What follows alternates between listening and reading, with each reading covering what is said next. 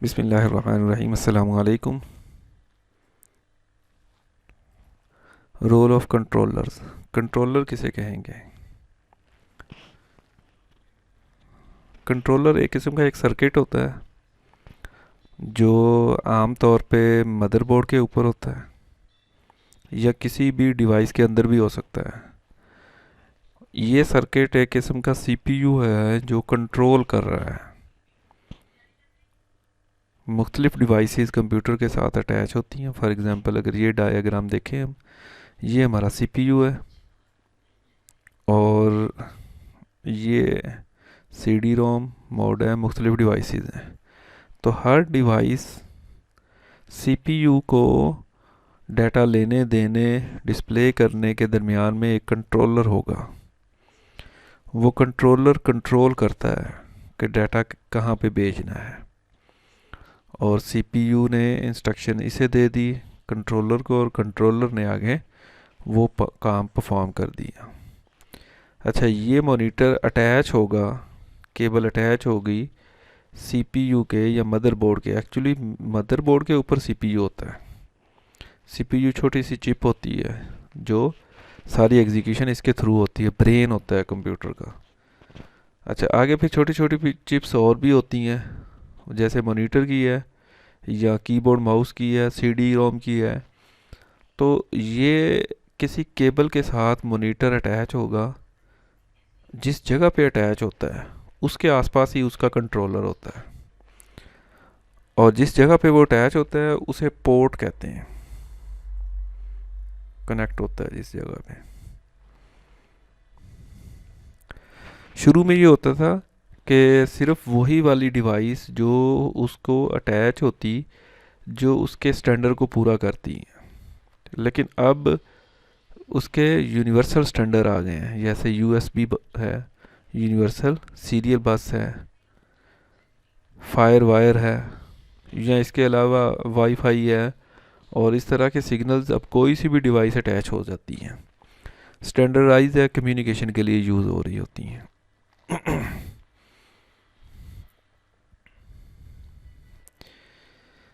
अब इसके अंदर देखें, सीपीयू ने जो भी इंस्ट्रक्शन देनी है कि वो इंस्ट्रक्शन स्टोर की है या लोड की है।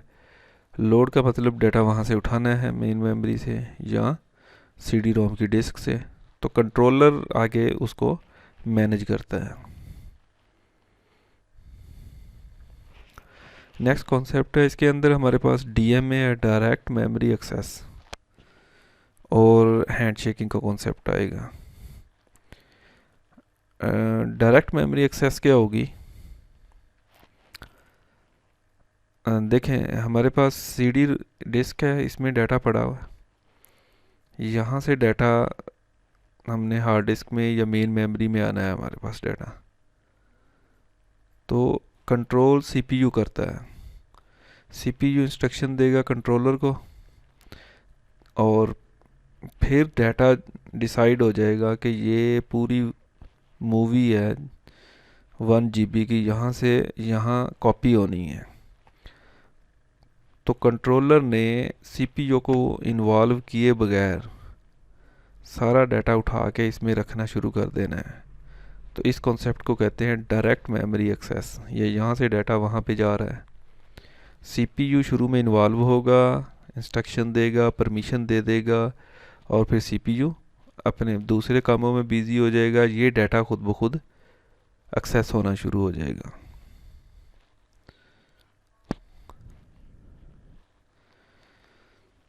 मॉड्यूल 43 में कम्युनिकेशन, मीडिया और उसके कम्युनिकेशन के रेट्स हैं।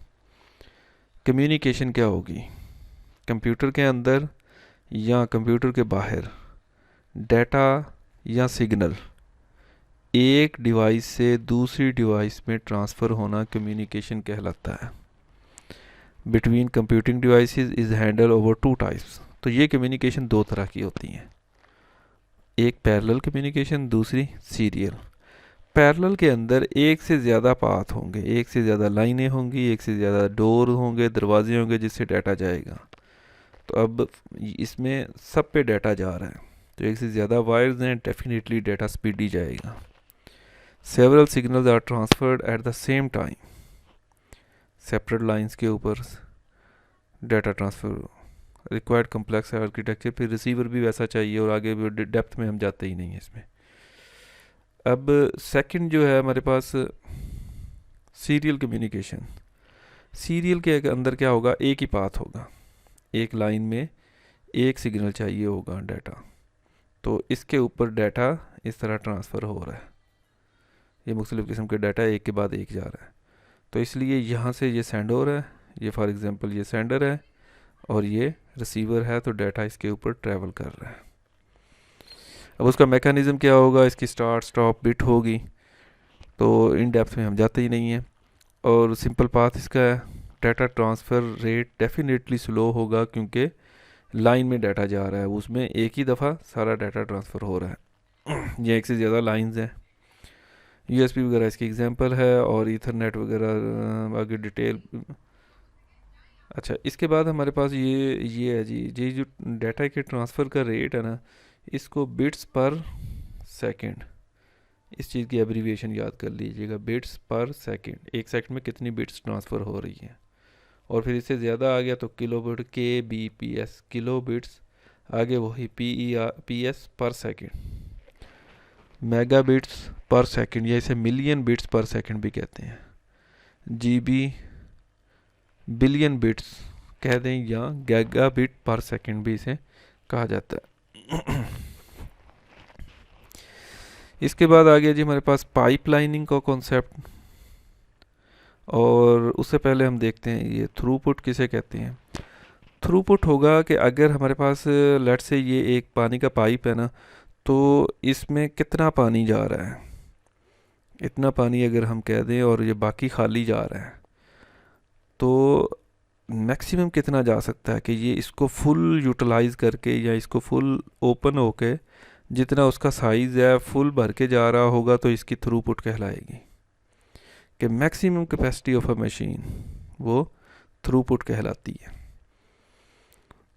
और सीपीयू बहुत फास्ट एग्जीक्यूशन होती है, तो सीपीयू की कंप्लीट यूटिलाइजेशन के लिए कॉन्सेप्ट ये आया कि अगर सीपीयू एक एग्जीक्यूशन कर रहा है तो दूसरी एग्जीक्यूशन लाइन में आ जाए, तो इस कॉन्सेप्ट को पाइपलाइनिंग कहलाते हैं, कि एक जॉब तो सीपीयू परफॉर्म कर रहा है, एग्जीक्यूट कर रहा है, और सेकंड जो है वो डाटा उठा के उसकी लाइन में अगर लेके आ जाए, तो इस कॉन्सेप्ट को पाइपलाइनिंग का कॉन्सेप्ट कहते हैं।